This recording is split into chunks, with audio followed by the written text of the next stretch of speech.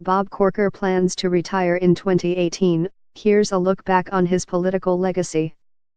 Video by Michael Schwab/Tennessean. After weeks of will he won't he intrigue, Bob Corker announced in September 2017 that he would not seek a third term next year. Photo, Jack Gruber/USA Today. Washington. With the turbulence of 2017 behind him, Sen.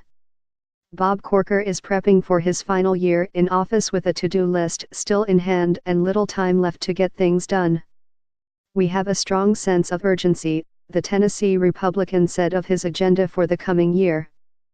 "I obviously want to finish on a very strong note."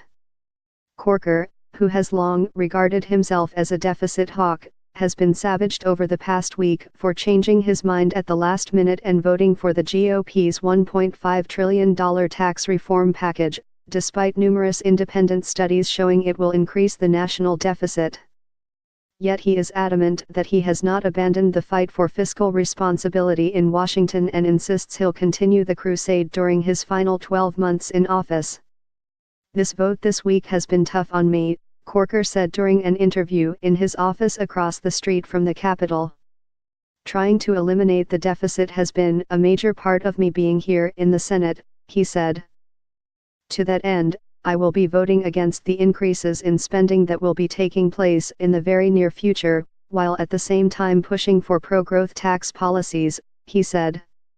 In his role as chairman of the Senate Foreign Relations Committee, Corker said he will continue working in the coming weeks to fix some of the deficiencies in the Iran nuclear deal and strengthen the 2015 pact. His three-year fight to end modern slavery, or human trafficking, around the world remains a personal passion, one that he vows to pursue for the rest of his time in office. The U.S. and the United Kingdom have each pledged $25 million to the effort, and Corker thinks there's an opportunity to raise even more money from other sources in the coming year. Housing finance reform, with a particular focus on the government-sponsored mortgage giants Fannie Mae and Freddie Mac, is still on his agenda. So is making the nation's foreign food assistance program more efficient so that goods can be delivered more quickly to remote places and feed millions more starving people around the globe.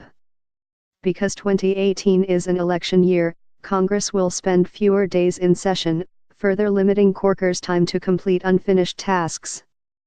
"Most of the agenda items that we've been working on, they're either going to get done this next year or they may not get done," Corker said. "So it's a make or break issue." More, Sen. Bob Corker will not seek re-election next year. More, Sens. Bob Corker and Jeff Flake, spat with Trump, won't impact work on foreign relations. After weeks of will he won't he intrigue, Corker, 65, announced in September that he would not seek a third term next year.